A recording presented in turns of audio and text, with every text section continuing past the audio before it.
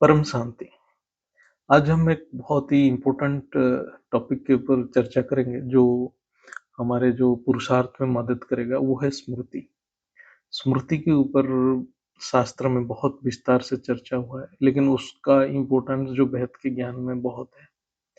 और ये स्मृति के द्वारा ही हम अपने मूल स्थिति अर्थात हम जब अव्यक्त स्थिति में कैसे पहुंचे वो हमें समझना पड़ेगा। स्मृति इतना इम्पोर्टेंट है कि अध्यात्म में कि जब भगवत गीता में श्री कृष्ण विश्वरूप दिखाए और उसके बाद जब भगवत गीता का पूरा ज्ञान संपूर्ण हुआ, तभी अर्जुन ने बोले कि मेरा मोह नष्ट हो गया है और मेरा स्मृति जागृत हो गया है। अर्थात संपूर्ण ज्ञान धारण की पहचान है कि अपनी मूल स्मृति जागृत हो जाना, अर्थात नष्ट मोह स्मृति लब्धा अवस्था को प्राप्त करना। जब ज्ञान संपूर्ण होगा तभी ये स्थिति होता है, मोह नष्ट हो जाता है और स्मृति जो मूल स्मृति आत्मा की मूल स्मृति जागृत होता है, जिसको विज्ञान में मेमोरी कहा जाता है, उसको हम यहाँ अध्यात्म में स्मृति कहते हैं। हद की दुनिया यानी स्थूल स्मृति तो है, लेकिन मूल स्मृति हम विस्मृत हो चुके हैं और केवल स्थूल स्मृति याद है अभी। तो ये तो है ही, ये सबको जानकारी है, लेकिन ये है बापूजी के ज्ञान के जो पॉइंट्स है उसको रिवीजन हो जाएगा इससे, और हमारे पुरुषार्थ जो है तेज हो जाएगा। जितना हमें हर पल याद रहता है वही स्मृति है।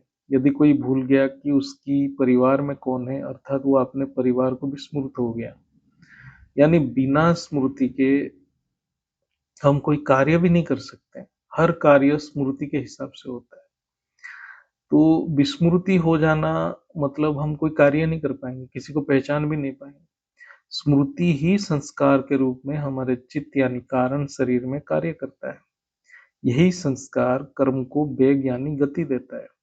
बाह्य परिस्थिति अर्थात हम जो रोज जो कार्य कर रहे हैं, बाह्य परिस्थिति से संस्कार एक्टिव होता है, अर्थात कार्यान्वित हो जाए। जो संस्कार हमारे कारण शरीर में पड़ा है वो अपने आप काम नहीं करता। जब बाह्य परिस्थिति आता है वो कार्यान्वित होता है और आत्मा कर्म में लग जाता है। वही संस्कार के हिसाब से कर्म करता है। मन वचन कर्म से कर्म बनता है। यही संस्कार हमारे सोच यानी संकल्प को भी दिशा देता है और वृत्ति का निर्माण करता है। अर्थात हमारे अंदर जो वृत्तियां जागृत होता है वो सब हमारे स्मृति और संस्कार के ऊपर डिपेंड करता है। अर्थात जो स्मृति जागृत है वो स्मृति में जो संस्कार है उसके हिसाब से आत्मा संकल्प करता रहेगा और आत्मा के व्यवहार उसी के हिसाब से होगा। फिर उसी संकल्प के हिसाब से आत्मा प्रयास करेगा यानी शरीर से कर्म भी करेगा। इस जन्म में भी हम जो भी अनुभूति या अनुभव करते हैं सब कुछ याद रहता नहीं है, यानी रिकॉर्ड है लेकिन याद नहीं रहे। फिर जब कोई याद दिलाता है तो वो रिकॉर्ड में है तो याद आ जाता है। कुछ ऐसे भी होता है कि कुछ स्मृति रिकॉर्ड में रहता ही नहीं है। जो रिकॉर्ड में है रिकॉर्ड में रहता नहीं, वो कोई संस्कार नहीं बनाता। वो सब न्यूट्रल कर्म यानी अकर्म है। ऐसे कर्म जो अकर्म है कोई गुण के प्रभाव में नहीं रहता। तो वो जो कर्म गुणातीत कर्म है, मतलब कोई भी प्रकृति के प्रभाव में हम जब कर्म नहीं करते वो अकर्म बनता है। जो स्मृति अनेक जन्म पीछे है वो हम याद नहीं रख पाते, लेकिन उसकी संस्कार हमारे सबकॉन्शियस माइंड पे काम कर रहा है। यानी डाटा बैंक में बहुत डाटा है, वो अपने आप कार्य कर रहा है। जैसे जैसे परिस्थिति सामने आ जाता है ऑटोमेटिकली वो संस्कार जागृत हो जाता है, एक्टिव हो जाता है और आत्मा कर्म में प्रेरित हो जाता है और कर्म में लग जाता है। कर्म से वो संस्कार और गहरा हो जाता है, जिसको हम कड़े संस्कार कहते हैं। हमारे कारण शरीर एक ऐसे डाटा बैंक है जिससे अनेक जन्मों की कर्म स्मृति के रूप में पड़ा है। कौन से कर्म से कौन से स्मृति बनता है, फिर उससे कौन से संस्कार बनता है, ये बहुत कॉम्प्लिकेटेड है। उसका विश्लेषण करना असंभव है। इसलिए भगवत गीता में कहा गया है कर्म की गति तो गुह्य है, बहुत गुह्य है। बड़े बड़े ज्ञानी मुनि ऋषि भी समझ नहीं पाते इस अदृश्य रहस्य को। शास्त्र में भी बोला गया है कि ये जो कर्माशय, जहाँ कर्म रहता है, जो कारण शरीर, ये अदृश्य है, अदृष्ट है। लेकिन बेहद की ज्ञान में जिसको ये कारण शरीर का बेसिक कॉन्सेप्ट यानी सारांश जो बापूजी ने दिया है, जो आत्मा समझ लिया है, वो अपना संस्कार परिवर्तन कर लेगा और अपने अंतिम लक्ष्य यानी अव्यक्त स्थिति को प्राप्त कर लेगा। तो यहाँ 3 प्रकार के ज्ञान को हम कंपैरिजन करेंगे। एक तो सनातन शास्त्र ज्ञान जो बेसिक है, फिर बीके में भी ये ज्ञान है संस्कार परिवर्तन का, और मॉडर्न जो आधुनिक विज्ञान में भी ये ज्ञान थोड़ा बहुत है। तो ये बेहद की ज्ञान जो है वो बहुत ऊपर है। उसमें मॉडर्न साइंस मतलब जो आधुनिक विज्ञान, जो भौतिक विज्ञान की कोई ज़्यादा वैल्यू नहीं है। क्योंकि भौतिक विज्ञान ज़्यादातर स्थूल जगत की बातें करता है। जो शरीर, स्थूल शरीर, ब्रेन, जो स्थूल ब्रेन की बात करता है, वो ज़्यादा वैल्यू नहीं है आध्यात्मिक ज्ञान में। जिसको बेहद की ज्ञान कह रहे हैं वो बहुत ही ऊंची ज्ञान है, अंतिम स्थिति, अंतिम ज्ञान है। और इसके लिए ज़्यादा पढ़ा लिखा होने का भी जरूरत नहीं है। जो बाप के याद में ये ज्ञान को अभ्यास करेगा उसको सब कुछ समझ में आ जाएगा। तो बीके के ज्ञान के पॉइंट में भी है कि वेद शास्त्र के ज्ञान जो है आटे में नमक बराबर है। अर्थात जैसे खाने में नमक बहुत कम डाला जाता है, इतना कम आटा, इतना आटा तले में थोड़ा सा नमक डालते हैं, लेकिन बिना नमक के वो खाने में टेस्ट नहीं आता जो मुंह के अंदर जाएगा। तो बिना नमक के जैसे खाना मुंह के अंदर नहीं जाता, ऐसे बीके में भी जो अव्यक्त वाणी है और जो आज का पुरुषार्थ है उसमें भी बहुत ज्ञान है। संस्कार परिवर्तन की बहुत ज्ञान है। 1969 से 2015 तक सिर्फ संस्कार परिवर्तन की ही ज्ञान है, और आज का पुरुषार्थ में तो उसका सारांश है। लेकिन उस ज्ञान की गहराई में जाने के लिए आपको शास्त्र को समझ होना चाहिए। जो बेसिक फंडामेंटल, जो मन, बुद्धि, संस्कार, स्मृति, वो कैसे काम करता है उसको समझ होना चाहिए। नहीं तो वो ज्ञान को डाइजेस्ट नहीं होगा, वो ज्ञान अंदर नहीं जाएगा, अंतःकरण में बैठेगा नहीं। आप पढ़ते रहेंगे, शब्द को पढ़ते रहेंगे, लेकिन वो अंदर नहीं जाएगा। तो बीके में उसको फिर उन्होंने वेद शास्त्र को महत्व नहीं दिया, तो उन्होंने उस ज्ञान को जो है उस ज्ञान की गहराई में जाने में उनको कष्ट हुआ। तो जो है बेसिक चीज क्लियर होना बहुत जरूरी है, तभी वो साधना करने में उसको मदद करेगा, गलतियां कम करेगा। मॉडर्न विज्ञान जो भौतिक विज्ञान वो स्थूल जगत की नियम के बारे में बात करता है, फिजिक्स के लॉज, वो फिजिकल वर्ल्ड है। स्थूल जगत वो लो लेवल की ज्ञान है, बहुत लो लेवल, जिसको तो आत्मा से कोई मतलब ही नहीं, उसको आत्मा को तो समझ ही नहीं आता। तो स्थूल विज्ञान की ज्यादा कोई वैल्यू नहीं है। इसलिए बेहद की ज्ञान में हद की पढ़ा लिखा होना जरूरी नहीं है। और बीके में क्या हुआ, शास्त्र को उन्होंने झूठ मान लिया, तो ज्ञान की गहराई में नहीं जा पाए। और जब तक परम सत्य को नहीं जान पाता है आत्मा, तब तक वो अपने मूल स्मृति को जागृत करना असंभव है। केवल आंख बंद करना या कोई लाइट को देख के कंसंट्रेट करना, वो तो एक प्रारंभिक चीज है, प्रारंभिक अभ्यास है, जिससे एकाग्रता का एक अभ्यास है। बट ये आप स्मृति जागृत करने में कोई मदद नहीं। स्मृति जागृत के लिए, स्मृति जागृत के लिए हमें परम सत्य, परम ज्ञान हमारे अंदर अंतःकरण में बैठना बहुत जरूरी है। सिर्फ ज्ञान सुनना ही नहीं है, ज्ञान को देखना पड़ेगा। जब तक हम विजुअलाइज व विजन में नहीं ला पाते, बुद्धि में नहीं ला पाते हैं, तो हमारा बुद्धि भी निश्चय नहीं होता है। तो जो पास्ट लाइफ रिग्रेशन में जो स्मृति जागृत किया जाता है,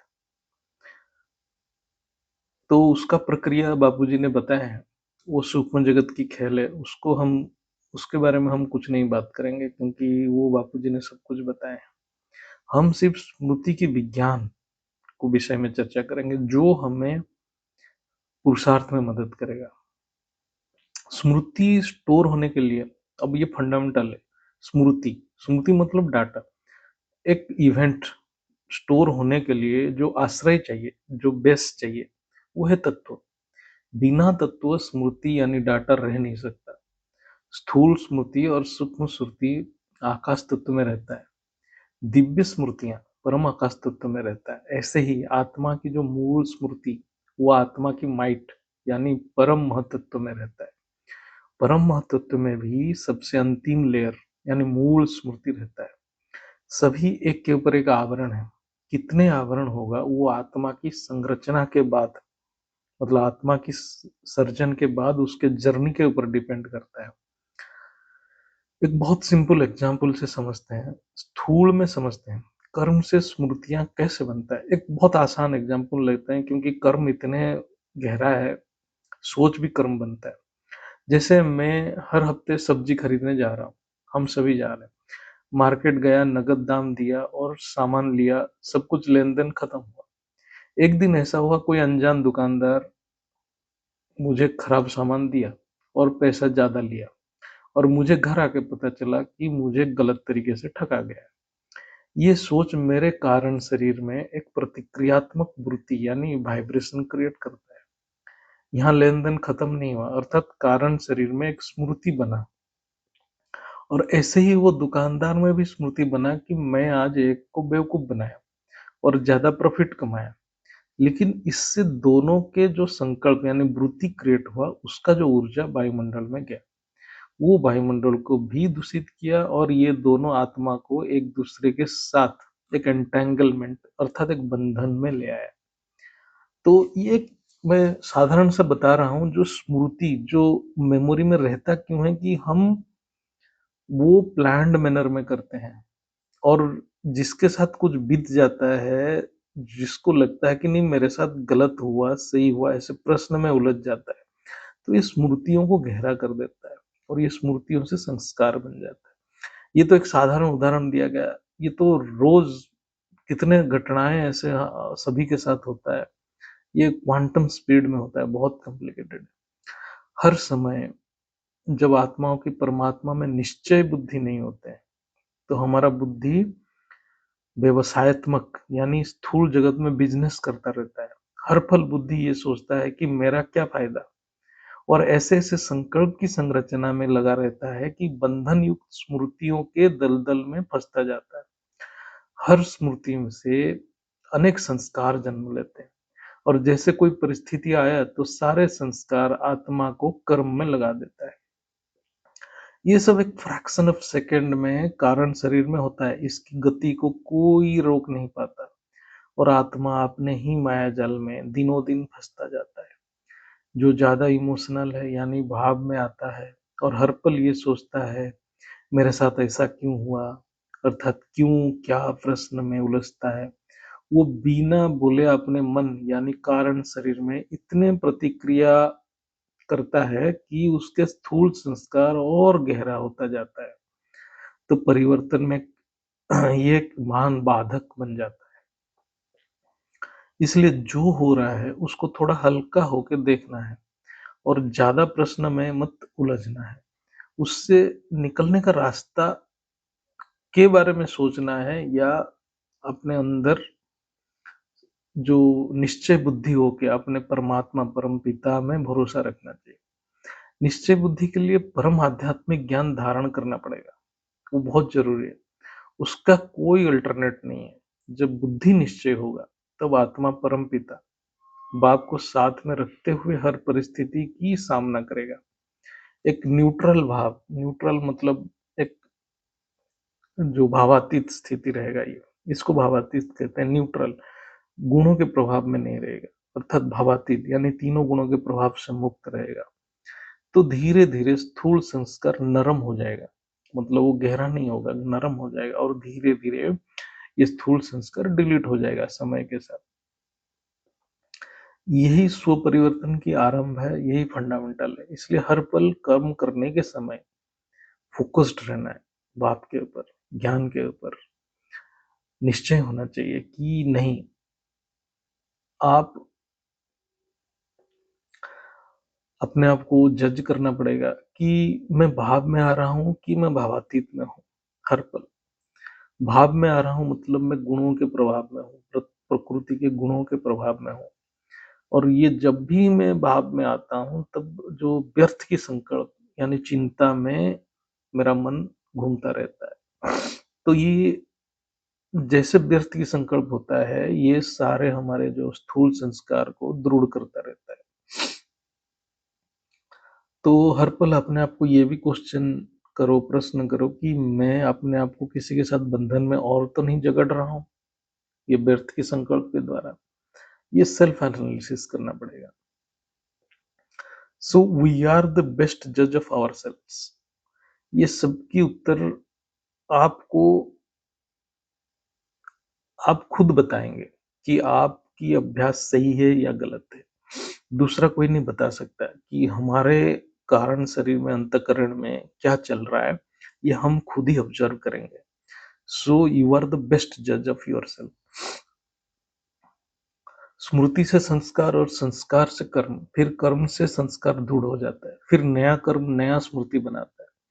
ये ना रुकने वाला एक चक्रव्यूह है जिसके जिसके अंदर से आत्मा निकल नहीं पाता है। यह है तत्वों का खेल। ये तत्व ही प्रकृति की कार्य रूप है। जो आत्मा इस चक्र में फंसा पड़ा है वो कैसे विश्व कल्याण के संकल्प करेगा, क्योंकि उसका बुद्धि तो संस्कार के साथ बिजनेस कर रहा है। मतलब बुद्धि अभी निश्चय नहीं हुआ है, अनेक तत्वों में बुद्धि फंसा पड़ा है। इसलिए शास्त्र में मन बुद्धि संस्कार कैसे काम कर रहा है उसकी बारीकी से बताया गया है, क्योंकि बड़े बड़े मुनि ऋषि भी ये मन बुद्धि से पार होने के लिए अनेक तपस्या करते थे। वो अपने अनुभूति शास्त्र और उपनिषद में लिखते थे। जो आत्मा एक बार भी स्थूल जगत में जन्म ले लिया उसके इतने स्मृति और संस्कार बन जाता है कि वो आत्मा को इस जन्म मृत्यु चक्र बांधने के लिए सफिशिएंट है। इसलिए शास्त्र के शब्द है केवल ज्ञान, केवल परम सत्य ज्ञान से मुक्ति मिलेगा, क्योंकि केवल ज्ञान से ही निष्काम कर्म यानी भावातीत की समझ आएगा। नहीं तो कब कर्म हमें एक नया स्मृति की मायाजाल में बांध लेगा, ये जानने से पहले ही कारण शरीर में अनेक डाटा, अनेक स्मृतियां, अनेक संस्कार रिकॉर्ड हो चुका है। इसलिए ज्ञान में है सोचने से पहले सोचो, यानी हर संकल्प के ऊपर फोकस करो। ये कारण शरीर में जो परिवर्तन हर क्षण चल रहा है, इसकी स्पीड इतना ज्यादा है कि ये सोच से बाहर है। ये गति को रोकने का सामर्थ्य केवल परम योगी में है, जिसने परम ज्ञान को सही समझ से धारण किया है और परम पिता परमात्मा की सानिध्य हो। ये बेहद की आत्माओं की पहचान है कि उनके पास दोनों है, परम ज्ञान और परम पिता की सानिध्य। तो उनके पास 100% फुल प्रूफ सिस्टम है परिवर्तन के लिए। इस धरती के ऊपर किसी के पास ये नहीं है। चाहे आत्मा स्थूल जगत में कितना भी बड़ा बड़ा पोस्ट पोजीशन या क्वालिफिकेशन ले ले, लेकिन प्रकृति के नियम के साथ चालाकी नहीं कर सकता।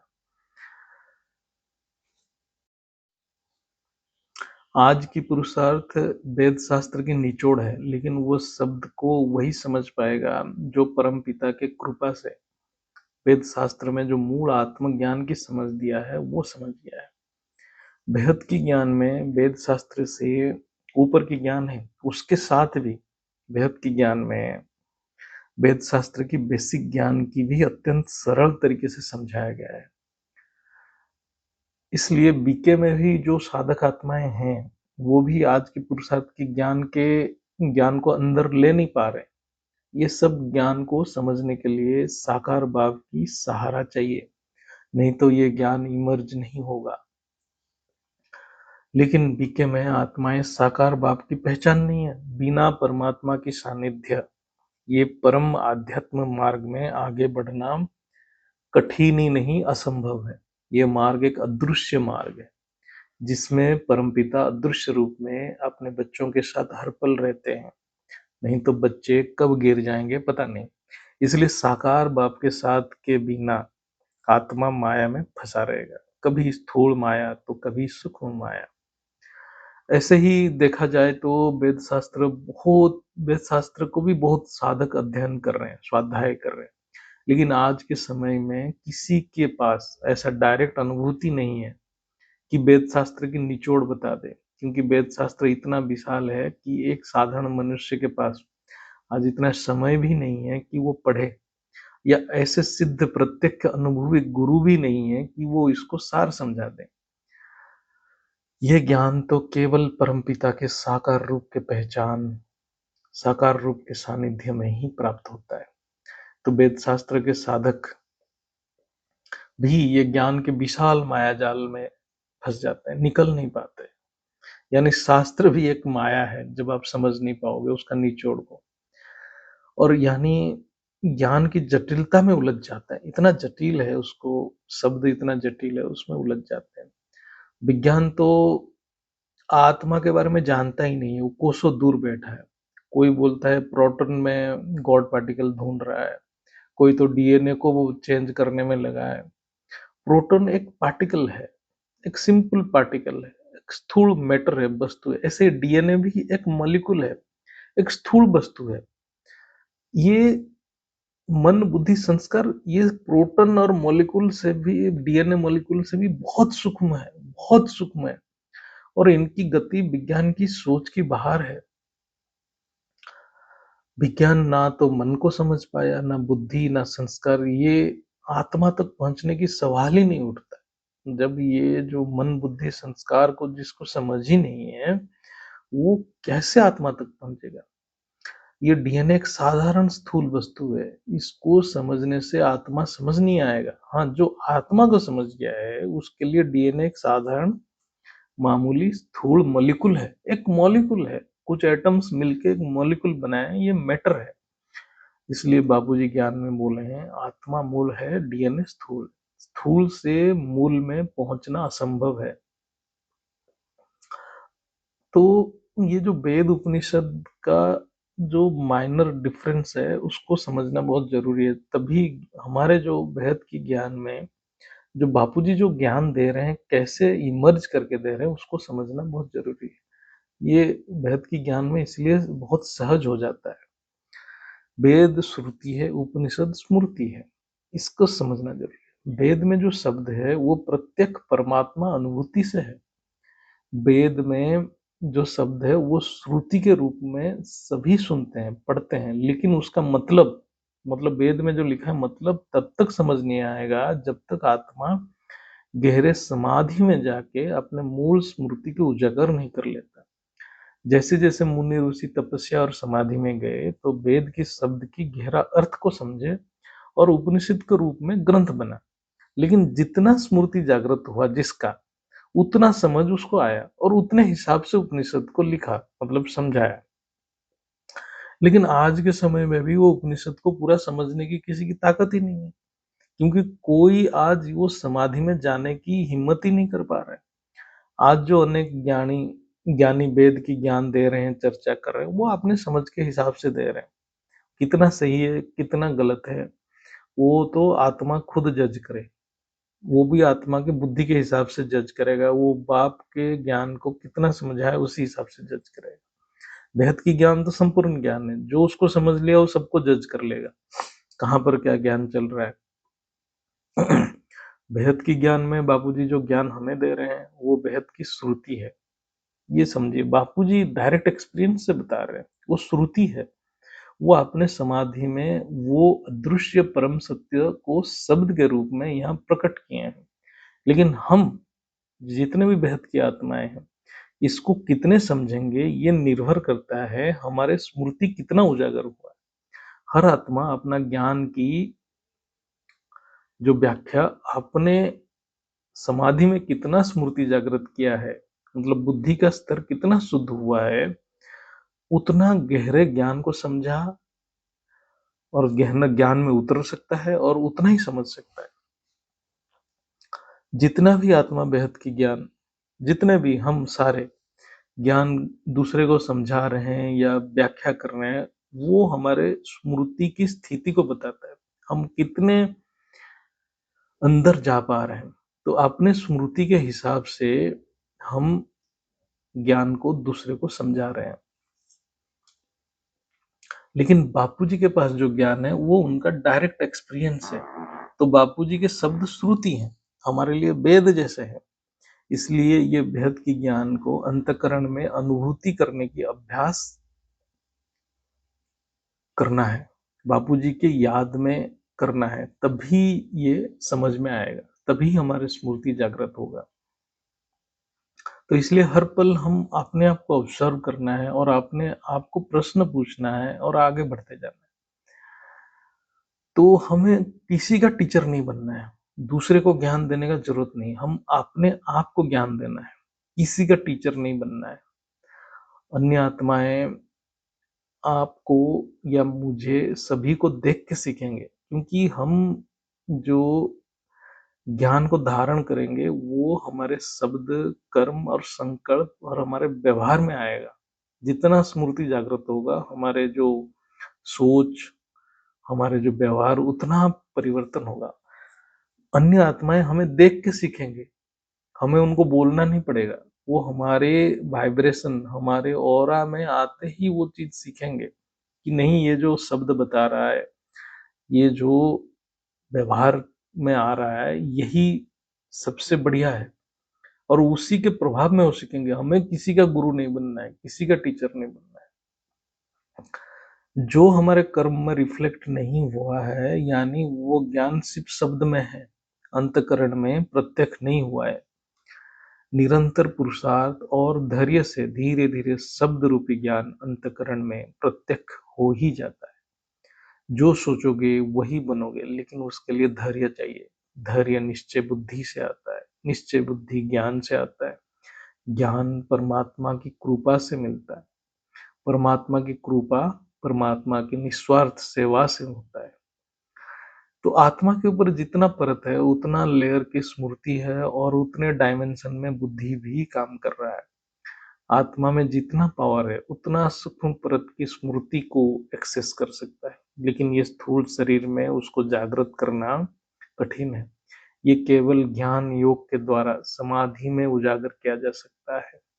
जैसे कंप्यूटर की मेमोरी है, वो पावर स्विच ऑन करते ही वो काम करने लग जाता है। ऐसे ही जितना ज्यादा पावर आत्मा में है, उतना सूक्ष्म स्मृति एक्सेस होगा। जैसे स्थूल स्मृति की बात करें, जो हर पल हम याद रख रहे हैं और हम विकार में पड़े हुए हैं, और उस स्मृति और संस्कार के हिसाब से हम अपना संकल्प और कर्म करते हैं। ये स्थूल स्मृति बिना पावर के जागृत रहता है, क्योंकि ये स्मृति और संस्कार -100 कला की है और हम -100 कला की सृष्टि में हैं। और यहाँ भी जो डीएनए मॉलिक्यूल है, वो भी -100 कला की ऊर्जा से भरा है। ये डीएनए सिर्फ यहाँ की स्मृति यानी -100 कला की स्मृति की घर है, ना कि बेहद की स्मृति है उसमें। इसलिए डीएनए में मत फंसो, इसमें कुछ है नहीं। हम अपनी हायर कला यानी जो मूल स्मृति को जागृत करने के लिए पावर चाहिए, लेकिन पावर देगा कौन और ग्रहण कैसे होगा? ये ज्ञान की मूल क्रक्स है, यानी ज्ञान की फंडामेंटल है। आत्मा के ऊपर जितने परत है, उतने परत में मन बुद्धि संस्कार काम कर रहे हैं। जब आत्मा अपना मूल रूप यानी लाइट माइट स्टेज को प्राप्त नहीं करता, तब तक आत्मा बंधन में है और आत्मा अपने रचयिता के संकल्प को पकड़ नहीं पाएगा। आत्मा के ऊपर हर लेयर है, रचना और रचयिता के बीच में एक दीवार जैसा है। मन की काम है जुड़ना, यानी मन जब तत्वों से इंद्रियों द्वारा जुड़ता है, तभी आत्मा भोग करता है। इंद्रियों सूक्ष्म होते हैं, शरीर जितने सूक्ष्म होगा, मतलब जितने सूक्ष्म शरीर को हम एक्सेस करेंगे, मन उतना सूक्ष्म होता जाता है। मन हर पल आनंद की खोज में रहता है, चाहे स्थूल हो, चाहे सूक्ष्म हो, चाहे अति सूक्ष्म हो। मन को ज्ञान नहीं है भोग क्या है, आनंद क्या है। वो तत्व में ही आनंद की खोज करता है। बुद्धि ज्ञान के आश्रय स्थल ही है। ज्ञान जो है वो सिर्फ बुद्धि में रहता है, बुद्धि महतत्व है। बुद्धि में जब परम ज्ञान समझ आता है तो वो जान लेता है कि कोई भी सुख जो तत्वों से मिलता है, यानी रूप, रस, गंध, स्पर्श, शब्द, ये सब भोग है और ये भोग आत्मा को तत्वों में बांध लेता है। तत्व जितने सूक्ष्म होता है, सुख उतना ज्यादा समय तक रहता है, लेकिन आत्मा तत्वों की बंधन में रहता है। इसलिए विष्णुपुरी में आत्मा सुख लंबा समय तक भोगता है, जबकि धरती के ऊपर थोड़ा ज्यादा सुख भोग लिया तो बीमार पड़ जाता है। जब आत्मा ज्ञान की दृष्टि से हर दृश्य की कारण को देखने लग जाता है और केवल आत्मा के कल्याण के लिए कर्म में प्रेरित होता है, तब मन की प्रभाव खत्म हो जाता है। मन को खत्म करना आसान नहीं है। केवल निश्चय बुद्धि, यानी जो बुद्धि परमात्मा ज्ञान में है, मन की प्रभाव को खत्म कर सकता है। यही बुद्धि आत्मा की पावर से जागृत होता है। ये जो निश्चय बुद्धि केवल आत्मा की पावर से जागृत होता है। नहीं तो मन अनेक भावना में आता रहता है और सुख भोग की आशा में आत्मा को तत्वों की माया की बंधन में फंसा देता है। मन कारण को नहीं जान पाता, बुद्धि कारण को जानता है कि दुख का कारण क्या है। तो ज्ञान से कारण का निवारण होता है। मन ही भवसागर है, यानी कारण शरीर भवसागर है, हमारे अंदर ही भवसागर है, बाहर नहीं है। भक्ति मार्ग में आत्मा भावना में बहते हैं, तो वो कभी भी कारण शरीर से मुक्त नहीं हो पाते, अर्थात तत्वों की बंधन में ही रहते हैं भक्ति मार्ग में।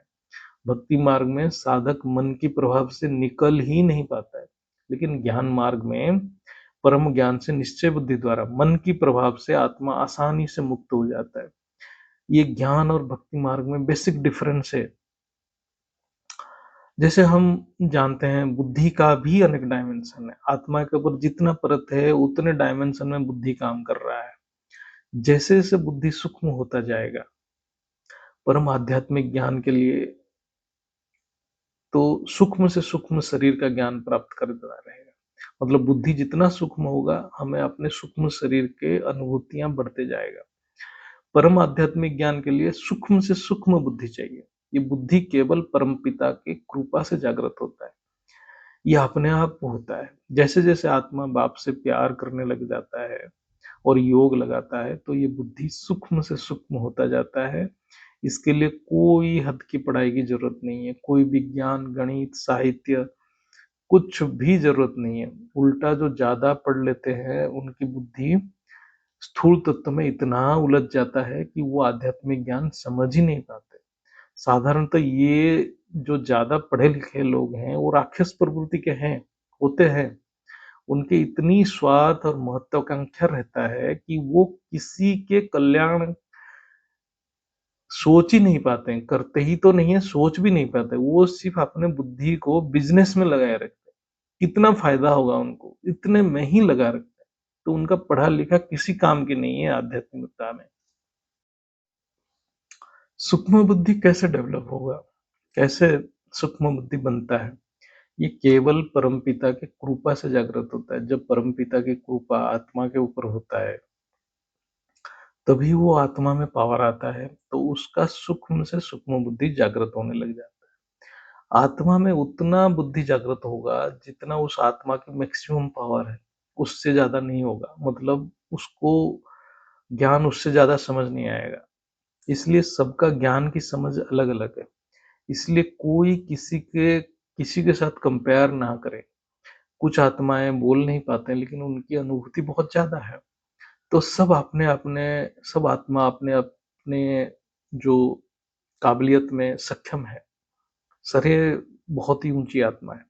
इसमें नया पुराना आत्मा में भी कोई फर्क नहीं रहता है। जिसकी बाप के प्रति लगाव जितना ज्यादा है, उतना ज्ञान झट से समझ लेगा। क्योंकि बाप प्यार का सागर है, वो देने के लिए बैठे हैं। वो अपने आप ज्ञान ट्रांसफर हो जाता है, लेने वाला ले जाता है। इसके लिए आत्मा को परमपिता की पहचान होना, साकार रूप की पहचान होना, बेहद की बाप की साकार रूप का पहचान होना बहुत जरूरी है। लेकिन ये भी परमपिता की कृपा से ही होता है। यानी जब तक आत्मा में पावर नहीं आएगा तो हायर डायमेंशन की बुद्धि नहीं खुलेगी। जब तक बुद्धि ज्ञान में निश्चय और बाप में निश्चय नहीं होता, बुद्धि व्यवसाय यानी दुनिया में बिजनेस करेगा, यानी मेरा क्या फायदा, तेरा मेरा, यही सोचता रहेगा और फंसता जाएगा। जब आत्मा में सूक्ष्म परम बुद्धि जागृत होगा, तब आत्मा मन की प्रभाव से निकल जाएगा, यानी तत्वों की भोग से निकल जाएगा। बाप की पहचान भी ज्ञान से है। बिना सूक्ष्म बुद्धि के ज्ञान समझ नहीं आएगा। तो बाप तक कौन पहुंचेगा? पहला, कुछ आत्मा में जिनमें पावर ज्यादा है, कुछ आत्मा में ज्यादा पावर है, क्योंकि वो आत्मा की रचना बहुत हायर डायमेंशन में हुआ है, और जन्म मृत्यु के चक्र में वो आए ही नहीं है, या पहली बार आए हैं, और या बहुत कम बार आए हैं।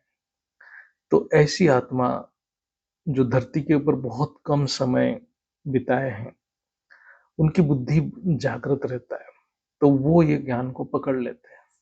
दूसरी, ऐसी आत्माएं हैं जो जन्म मृत्यु में तो बहुत बार आए होंगे, लेकिन अनेक जन्मों से परम पिता की खोज में है, और निष्काम निस्वार्थ सेवा में अनेक जन्मों से लगे हुए हैं। उनके ऊपर परमात्मा की कृपा बहुत होता है, और ऐसे आत्मा ज्ञान की खोज में भी रहते हैं। संसार में निस्वार्थ सेवा से परमात्मा की कृपा होता है, ये बेसिक प्रिंसिपल है कृपा की। सेवा से ही कृपा होता है। इसलिए बुद्धि मतलब कुछ करोगे तो कुछ पाओगे, कृपा मतलब सेवा करोगे तो कृपा होगा, परमात्मा की कृपा होता है। इसलिए बुद्धि को सूक्ष्म बनाने के लिए सेवा बहुत इंपॉर्टेंट है, क्योंकि बुद्धि पावर के बिना सूक्ष्म तत्वों को समझ ही नहीं पाएगा, चाहे कितना भी हद की पढ़ाई कर ले। ये दोनों प्रकार की आत्मा बहुत ज्ञानी होते हैं, लेकिन बाहर से पता नहीं चलता, बहुत साधारण दिखते हैं। ऐसे लगेगा वो अनपढ़ है, ये है, वो है, लेकिन वो अंदर से उसकी अनुभूतियां, ज्ञान इतना होगा, इतना इमर्ज कर रहा होगा, वो अपने अंदर ही अंदर आनंद में रहता होगा। कोई भी मिथ्या ज्ञान आत्मा के ऊपर एक बुद्धि का लेयर डाल देता है। इसलिए मिथ्या ज्ञान से या भक्ति से या कोई भी कर्म से आत्मा अपनी मूल स्मृति की अनुभूति या प्रत्यक्षता नहीं कर सकता है। ये लॉ है। संपूर्ण सत्य यानी परम सत्य ज्ञान से ही केवल आत्मा अपनी मूल स्मृति को लौट सकता है। जिसके पास ज्ञान नहीं है, वो निष्काम कर्म नहीं कर सकता है, अर्थात वो गुणों के प्रभाव में आ जाएगा। कोई भी कर्म गुणों के प्रभाव में आ रहा है, तीनों गुणों की, तो निष्काम कर्म हो ही नहीं सकता है। मन आकाश तत्व है तो बुद्धि महत तत्व है। आत्मा की मूल स्मृति उसकी माइट यानी परम महत तत्व में रहता है, जो लाइट जैसा ही है। उसको एक्सेस करना मतलब उसको जागृत करना, उस स्मृति को जागृत करना ही बेहद की योग की लक्ष्य है। हमारे अंदर ये सब है, लेकिन इसको जागृत करने के लिए ट्रेमेंडस पावर चाहिए। आत्मा की संपूर्ण लाइट के स्वरूप को ब्रह्म स्वरूप कहते हैं, जिसमें कुछ भी डाटा नहीं रहता, ना कोई स्मृति रहता है। वो है भावातीत, गुणातीत, कर्मातीत स्टेज, जो स्टेज में दादाजी हैं। तो आत्मा के बुद्धि के हिसाब से आत्मा संकल्प करता है, यानी जितने ज्ञान है उतने सूक्ष्म बुद्धि है, उसी की उसकी संकल्प उतना ही महान है, यानी विश्व कल्याणकारी है। जब तक आत्मा की बुद्धि में ज्ञान धारण नहीं होता, तब तक उसका संकल्प विश्व कल्याणकारी नहीं हो सकता। इसलिए बेहद की आत्मा के लिए ज्ञान सबसे इंपॉर्टेंट है। ज्ञान और योग से बुद्धि सूक्ष्म से सूक्ष्म होता है और शुद्ध होता जाएगा, बुद्धि शुद्ध होता जाएगा। एक ऐसा समय आएगा जब बुद्धि आत्मा में विलीन हो जाएगा, तब लाइट माइट की स्मृति जागृत होगा। ये बहुत उच्चतम स्टेज है, ये आत्मा की मूल स्मृति है, जिसको जागृत करना ही बेहद की ज्ञानी की परम लक्ष्य है। ये अवस्था ये शरीर में ही प्राप्त करना है, जिसको व्यक्त में अव्यक्त स्वरूप कहा जाता है। ये आत्मा की अंतिम स्टेज है। इसके ऊपर केवल ब्रह्म स्वरूप है, पूर्ण ब्रह्म स्वरूप है, जब लाइट और माइट एक हो जाते हैं। ब्रह्म स्वरूप इतने पावरफुल है कि एक कला की ब्रह्म के 5% पावर में ये पूरा ब्रह्मांड, इतना बड़ा ब्रह्मांड रचना हो जाता है। तो सोचो ब्रह्म स्वरूप कितना पावरफुल है एक बेहद की आत्मा में। ऑलमाइटी अथॉरिटी की तो सोच की बाहर है उनकी पावर। हम जो पुरुषार्थ कर रहे हैं, इसको हम समझना जरूरी है, हम क्या कर रहे हैं। नहीं तो हम गलत राह पे चले जाएंगे, अनेक प्रश्न की उलझन में घुस जाएंगे। बेहद के ज्ञान के लिए जो आधुनिक विज्ञान की पढ़ाई की जरूरत नहीं है। हाँ, ये जी जो आत्मा ये पढ़ाई की है, उसको कंपैरिजन कर सकता है, कुछ सूक्ष्म बातें को समझ में आ जाएगा।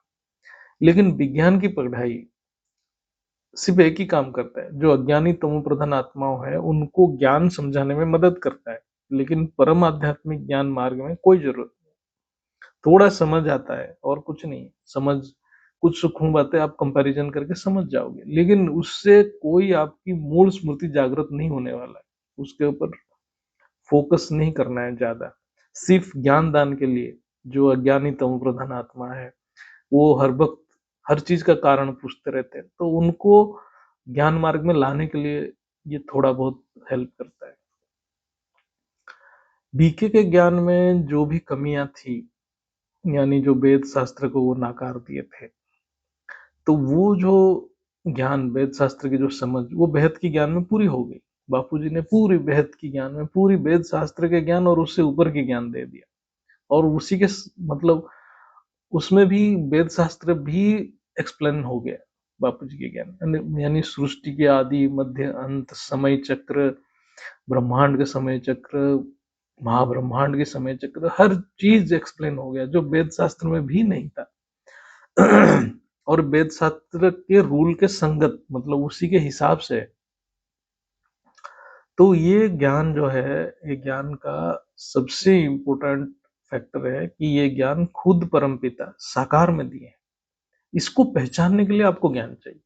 ये ज्ञान इतनी हायर डायमेंशन की ज्ञान है कि कितनी भी पावर आत्मा में हो, वो इस ज्ञान से अपनी सूक्ष्म से सूक्ष्म बुद्धि को चिंतन मंथन से जागृत कर सकता है, क्योंकि ये ऑलमाइटी ऑथोरिटी की ज्ञान है। इतने ऊंचे डायमेंशन का है कि आप उससे कितना पावर लोगे, पावर ले लेके थक जाओगे, लेकिन वो अनंत है। पावर मतलब आत्मा में पावर मतलब आपके बुद्धि उतने हायर डायमेंशन है, उतनी ज्ञान के चिंतन मंथन। ये ज्ञान की चिंतन मंथन करना ही योग है। बापूजी के वीडियो सुनते रहना और बुद्धि से ज्ञान की चिंतन मंथन करते रहना, इसी से पावर आ जाता है और बुद्धि जागृत हो जाता है। किसी दूसरे से सुनने से अच्छा बापूजी के शब्द सुनना बहुत ज्यादा इंपॉर्टेंट है। इधर उधर जाने का कोई जरूरत नहीं। ऑलमाइटी अथॉरिटी खुद साकार में ये ज्ञान दिए हैं, तो इनके साकार रूप को ध्यान में रखते हुए, उनके शब्द को अपने अंतःकरण में अनुभव करते हुए गहन चिंतन मंथन करते चलो। आंख खोलो या आंख बंद करो, जैसे करना है करो, लेकिन यही योग है, ज्ञान योग यही है। जैसे योग शास्त्र में लिखा ही है, चित्त वृत्ति निरोध को ही योग बोला जाता है। अर्थात जब आपके ज्ञान के चिंतन मंथन में आत्मा अपने ऊपर अटेंशन बढ़ाने लग जाता है, तो बुद्धि खुलने लग जाता है और सांसारिक वृत्तियां अपने आप रुकने लग जाती है। मतलब चित्त के वृत्तियां अपने आप निरुद्ध हो जाता है। तब बुद्धि स्थिर हो जाता है, निश्चय हो जाता है और आत्मा और परमात्मा में फोकस्ड हो जाता है। असल में यही योग है, कोई चमत्कार या सूक्ष्म अनुभूति या दृश्य माया की खेल है। चित्र में विचित्र को देखना है। चित्र यानी साकार में परम प्रकाश रूपी ज्ञान है। साकार के अंदर ही वो ज्ञान इमर्ज हो रहा है, वो परम प्रकाश रूपी ज्ञान इमर्ज हो रहा है। उसमें फोकस करना है, वो ज्ञान में फोकस करना है। ऐसे ही अभ्यास बढ़ाते जाना है। ऑलमाइटी अथॉरिटी उनके जैसे बनने के लिए अपने बच्चों के लिए सबसे सरल विधि दिए हैं। वो चाहते हैं कि वो उनके जैसे बने, लेकिन उतना साधना कोई कर नहीं पा रहा है। असल में पुरुषार्थ तो दादाजी ने किए हैं, यानी अपनी मूल स्वरूप खुद जागृत किए। हम सब उनके सहारे से जागृत करने में पुरुषार्थ कर रहे हैं। स्व परिवर्तन का प्रिंसिपल क्या है, ये समझना भी जरूरी है। क्या है ये स्व परिवर्तन? स्व यानी मैं। ये मैं के अनेक डायमेंशन है। जितने बुद्धि के डायमेंशन है, उतने मैं की भी डायमेंशन है, उतने लेयर है मैं के।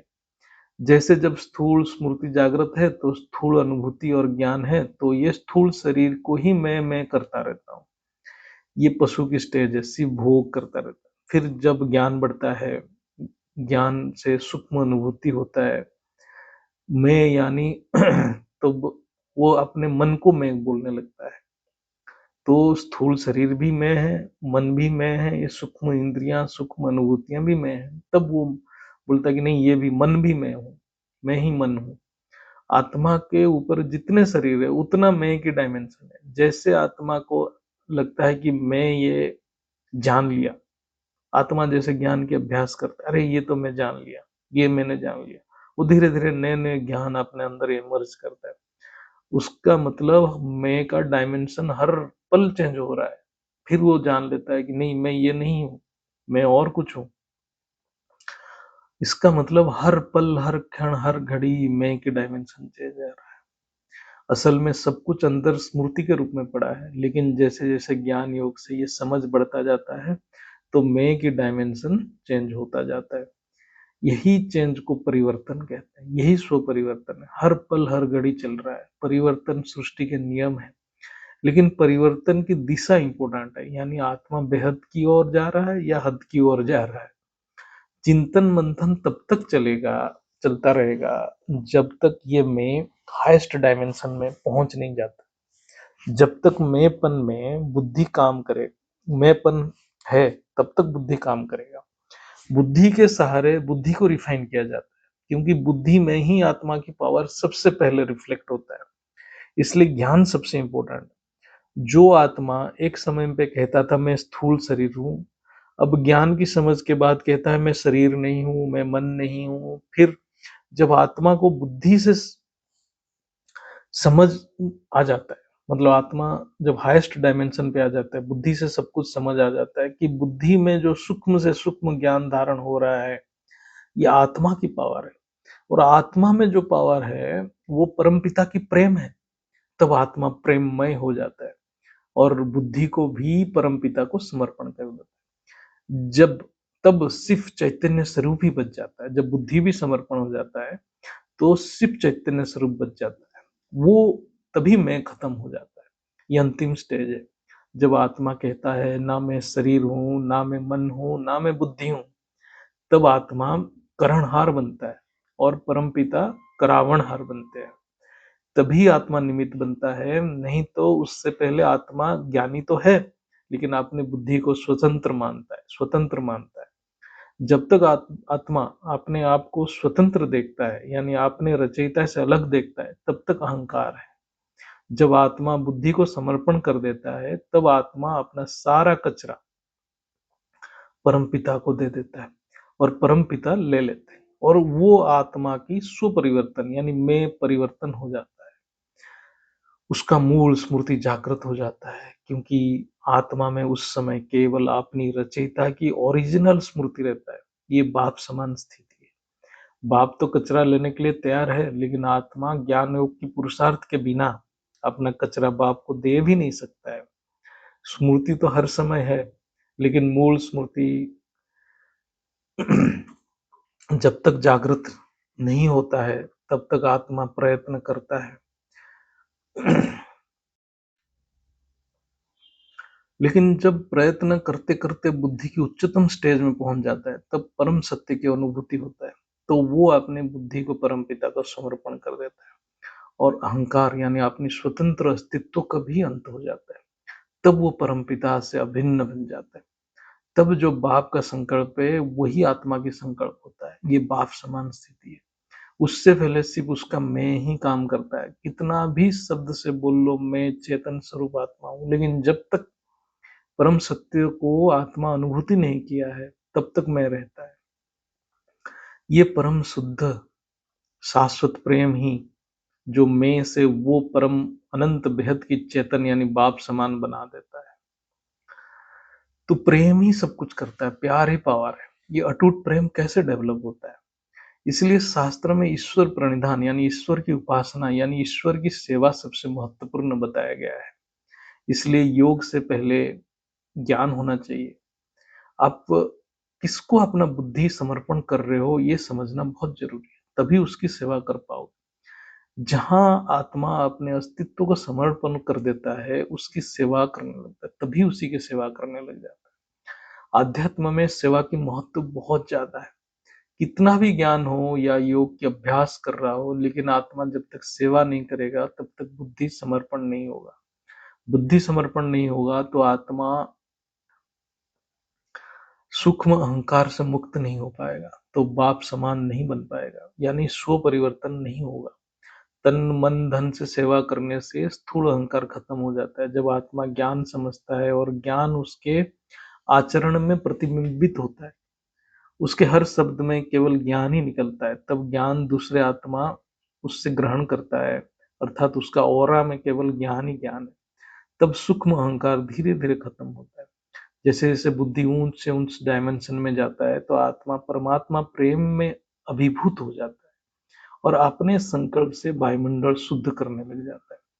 तब ये सेवा से अति सूक्ष्म अहंकार धीरे धीरे खत्म हो जाता है।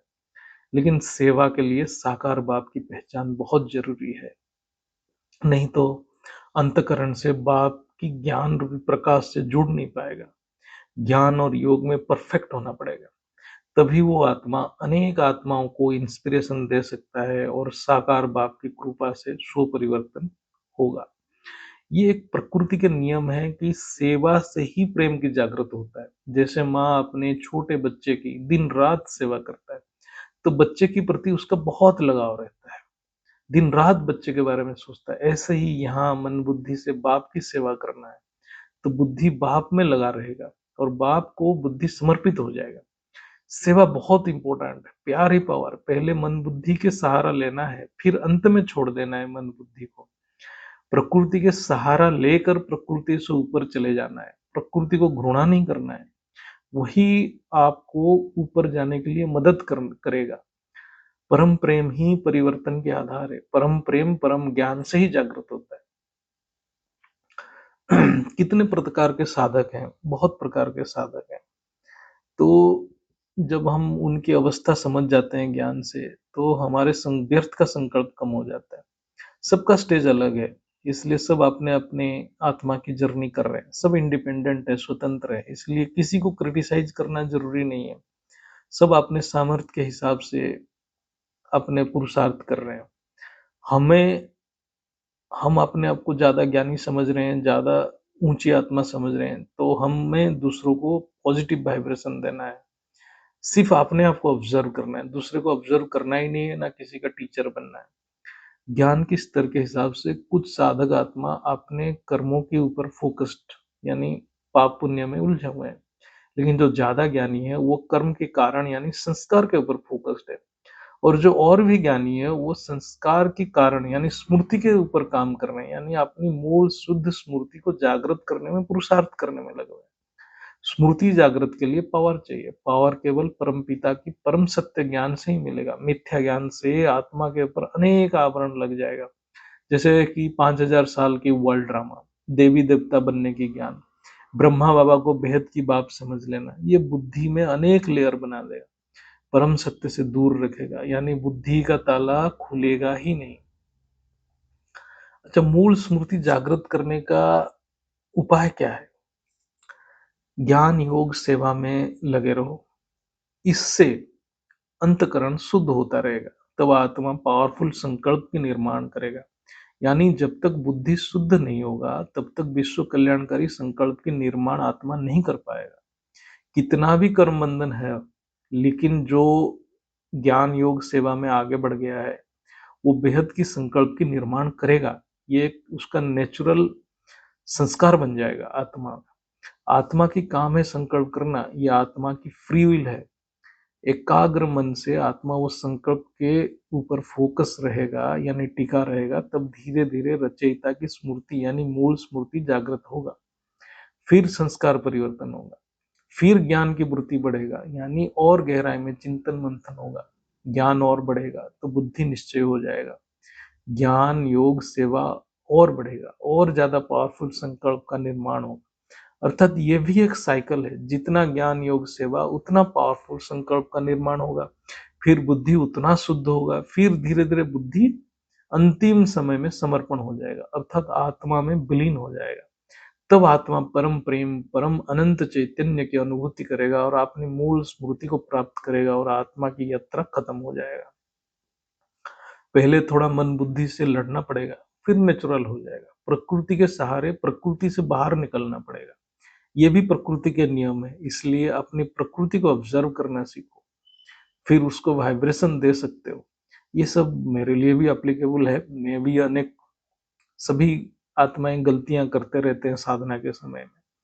मैं भी करता रहता हूँ और बुद्धि को शुद्ध करने की साधना सभी कर रहे हैं, तो उसी साधना में लगे रहो। तो ये हम सबको ज्ञान में अभ्यास करने में मदद करेगा। इसलिए बापूजी के प्रेरणा से ये जो अनुभव, ज्ञान की अनुभव की चर्चा मैंने किया, तो ये सबको ज़रूर लाभान्वित करेगा। परम शांति, बेहद की परम शांति।